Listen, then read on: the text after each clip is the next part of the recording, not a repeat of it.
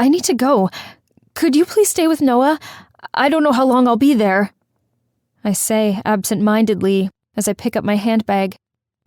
Sure, I'll be there as soon as I can get my mother to come babysit him. Rowan responds, but it's drowned by the ringing in my ears. Nothing much registers as I say goodbye to my son and leave.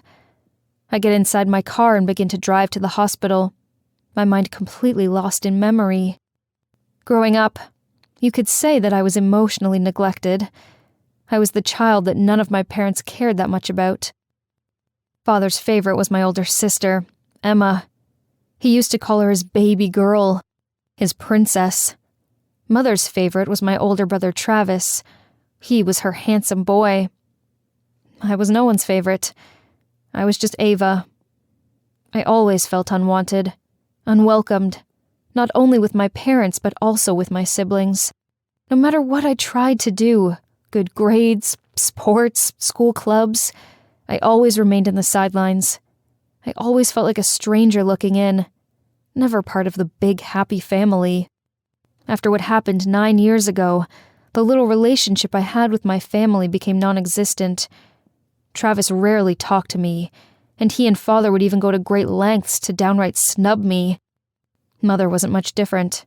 She only talked to me or called when she had something important to tell me. With my sister, that was a completely different case. We haven't seen or talked to each other in 9 years. The last words she told me was that I was dead to her, that she no longer had a sister.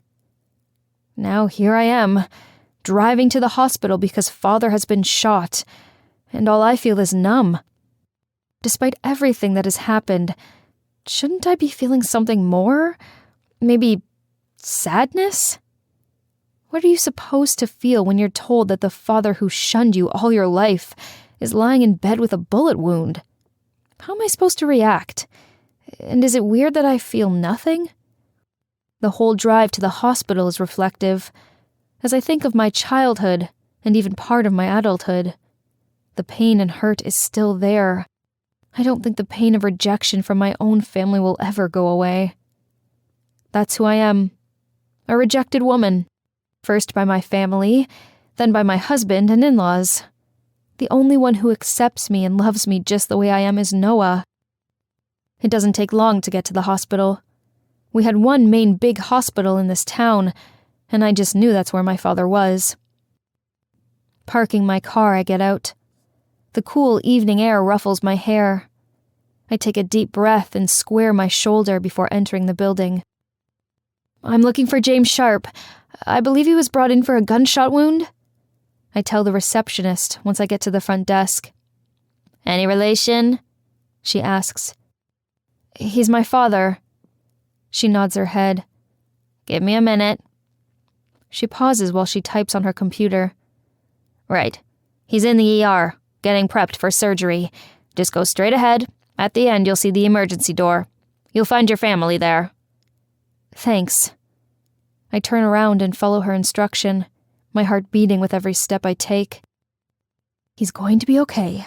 He'll recover soon and go back to his old self. I whisper to myself. Despite our differences, I wanted him to be well. He and I may not have had a relationship, but he's loving towards Noah, and that's all I can ever ask for. I push the door and enter. I immediately spot Mother and Travis on the waiting chair. I school my features and approach them. Mother? Travis? I say as a way of greeting. They both look up at me. Mother's eyes are bloodshot from crying, and her blue sundress is covered in blood. Travis's eyes are dry, but you can still see how much this is affecting him. He was trying to keep it together for Mother's sake. I take a sit next to her. What happened? And how's he doing? The question brings on a bout of fresh tears. He was shot twice on his way back from the store, right outside our house. I called the ambulance immediately and we brought him here. The doctor says one of the bullets pierced his lungs and the other his kidney. They're preparing him for surgery. Her voice catches at the end. I nod my head. I want to comfort her, to hug her, but I don't think my touch would be welcomed. Don't worry. Father's the strongest man I know. He'll be okay. I try to reassure her.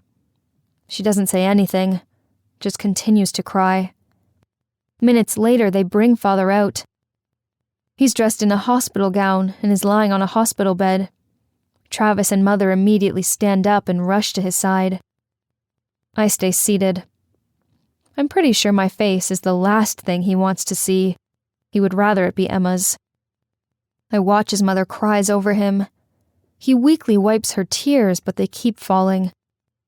He tells Travis something, and Travis nods, his face etched in determination.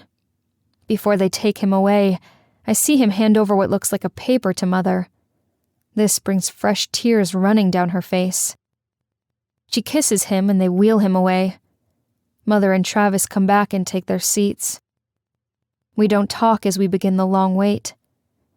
I stand up, I pace, I sit back down, I get everyone coffee. As each minute passes, I grow more anxious and so do the rest. 2.5 hours later, the doctor comes to the waiting room. From the somber look on his face, I just know that Father didn't make it. Mother senses the same thing because she starts hiccuping. He went into cardiac arrest. We tried everything we could, but we weren't able to save him. I'm sorry for your loss, he says. The sound that tears out of my mother's lips is animalistic, full of pain and sorrow. Travis catches her before she falls, and they both sink to the floor, both crying at the loss. Father was dead, and I knew that meant that Emma would have to come back.